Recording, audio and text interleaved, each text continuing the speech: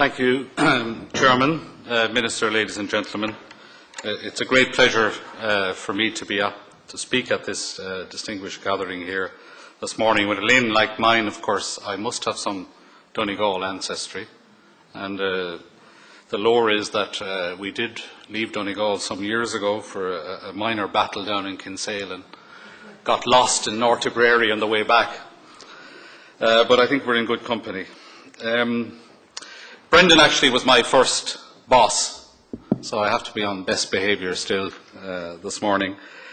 I'm going to touch on some of the topics that Rena covered, but as the Chairman said, I want to focus in particular on the whole role of technology support in the context of competitiveness. I think, as other speakers have said, it is fair to say that for several years now, the agri-food sector has been relegated to the status of a sunset industry in economic policy making and public debate. Yet of late, I think it's also true to say that its importance has gained or enjoyed a renaissance in our consciousness. Within Ireland, there would appear to be a broad acceptance that the future of the Irish economy will increasingly be dependent on the sector as its leading indigenous industry. And also, I think there's a long-held view that if the economy is to achieve sustainable growth, that the emphasis must be placed on the export sector. And of course, the food and drink industry played a huge role in the Irish context. We're a small open economy. We're price takers on world markets. And of course, our ability to grow our exports will depend in the first instance on the growth in international markets. And it's true to say that for the last decade or so, the global markets for food have been undergoing truly extraordinary change. Population growth has been spectacular, at the equivalent of nearly a new Germany every year. Urbanisation has proceeded in tandem, and it is projected that by 2050, nearly 90% of the world's population will live in urban centres. Most of these developments are taking place in Asia and in China and India in particular. And when one adds the impact of rising incomes, and you can begin to understand the profound change that has taken place in dietary habits in these countries over a relatively short period. Countries such as China in particular have dramatically switched diets towards animal-based proteins and away from cereals. There is another profound and related trend which also augurs well for our food exporting industries. The price of our agricultural products, when adjusted for inflation, has tended to trend downwards by an annual 1 to 2% per annum for the last century or more. This trend has only been punctuated during the two world wars and the oil price crisis of the 1970s. But in 2008, as has been mentioned, and more recently, global food markets have experienced unprecedented price spikes. And the really interesting question is whether these recent developments are transitory or represent more long-term changes.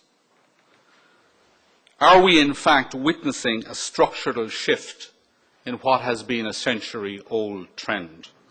Of course, we don't know for sure, but many of the underlying drivers of food prices do suggest that something quite substantial is happening. The demand changes are certainly structural in nature and are unlikely to be reversed in the short to medium term, although the dietary effects are mainly income-related and may be subject to check from time to time. But this factor will be more than offset, however, by the prospect of peak oil and the absorption of so much of the world's grain harvest for biofuel. In the US alone, for example, within a short 5 years' time, over 30% of corn production will be consumed in bioethanol plants. But it's apparent also that there has been a structural shift in the global supply of food.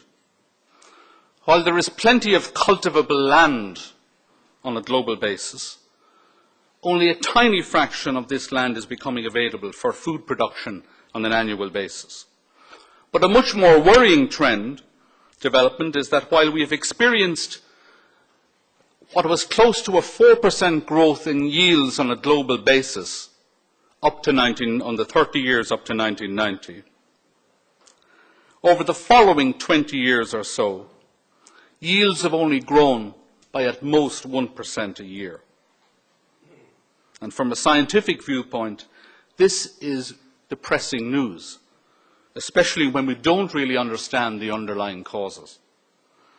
But from the perspective of a food exporting country like ourselves, we are presented, however, with real opportunities to grow our exports to new and expanding markets. Moreover, the terms of trade in these markets can also be expected to improve, though, as Rowena has pointed out, there is a strong likelihood of increasing price volatility. But we can't afford to be complacent. The UK's Royal Society, in a recent Foresight report, bluntly states, and I quote, that to address the unprecedented challenges that lie ahead in the food system, that system needs to change more radically in the coming decades than ever before, including during the industrial and green revolutions. The Irish agriculture and processing sectors must espouse fundamental changes if they are to fully capitalise on the benign scenario that has just been painted. And I would place a huge emphasis on the role of, as Arena did, of competitiveness.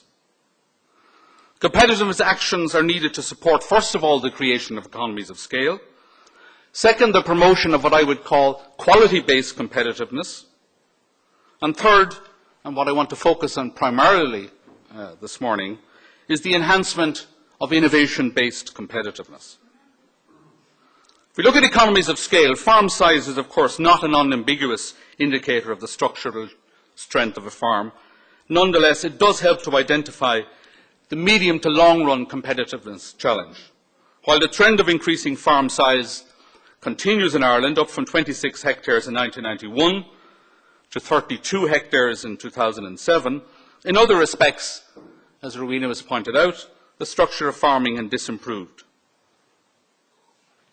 An ever-increasing proportion of the utilised agricultural area is now in the hands of part-time farmers. And while this, of course, may assist in underpinning rural incomes, it may have adverse implications for structural change. It is not that scale economies in primary agriculture are very large, but there is a minimum level of scale at which fixed costs can be financed, and too many of our farms are below this critical level. There is also scope, of course, for rationalisation in our food processing industry, but unfortunately the evidential basis for comment here is much more limited because of the absence of publicly available data. But the prospect of a substantial increase in milk production following the abolition of quotas in 2015 has focused attention on the need for our processing sectors to secure economies in the area of processing efficiency, marketing and innovation. There is no doubt a clear market failure in the operation of our land market. The market does not function to ensure that the sector operates in the most efficient manner. Bright young people in Ireland with the capability to transform the productivity of our land base, unlike their counterparts in a country like New Zealand, have little chance of a career in agriculture unless they are lucky to inherit land. For Irish farmers, though, competing on product quality differentiation in the context of quality-based competitiveness is a realistic goal. This is a key object of Food Harvest 2020, and it's designed to build on the clean green image that the sector has and to use it as a basis for competing in premium quality food markets. There is now a wealth of inter-country comparative evidence that Ireland is highly competitive on the basis of its relatively low carbon footprint for its dairy and beef sectors. And a substantial national research effort, however, will be needed to verify Ireland's broader sustainability credentials in aspects such as water usage and biodiversity. And significant investment is going to be needed to brand and market these credentials on a global basis.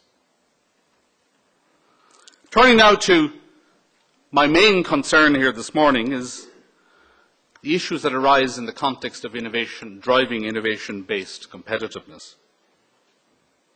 The increased competition that the Irish agri-food sector will be exposed to in what will be less distorted, less protected market environments in the years ahead means that competitiveness will crucially depend more than ever on maintaining an innovation-based competitive edge. By this we mean a competitiveness based on research and technology transfer. Modern-day food production demands a wide range of skills and knowledge as well as technology, not only the traditional skills that have always been associated with primary crop and livestock production and the processing of food, but increasingly the technical and economic expertise required to capitalize on scientific advances is becoming of substantial importance. Moreover, the emphasis on sustainability is setting new challenges, not only to produce more food more competitively, but to do also whilst addressing other goals, such as the conservation of water, the reduction of greenhouse gas emissions, and the protection of biodiversity. There is a consensus that one of the crucial drivers of future food technology supply will be the rate of growth of yields due to the application of new science and technology. New knowledge is also required for the food system to become more sustainable, in particular to mitigate and adapt to climate change and to address the needs of the world's poorest. These challenges will require solutions at the limits of human ingenuity and at the forefront of scientific understanding. And no single technology or intervention will provide all of the answers, but there are real gains, I would submit, to be made by integrating biotechnological, agronomic and agroecological approaches. And of course, because of the significant time lags that will be involved in reaping the benefits of research, investment in new knowledge needs to be made now to solve the problems that will arise in the coming decades. Given the scale of the challenge of feeding 9 billion people by 2050, new technologies, such as the genetic modification of living organisms and the use of cloned livestock and nanotechnology, should not be excluded a priori on ethical or moral grounds. The human and environmental safety of any new technology, of course, needs to be rigorously established before its deployment, and it must follow a process of open and transparent decision-making. Decisions about the acceptability of new technologies need to be made in the context of competing risks, rather than by simplistic versions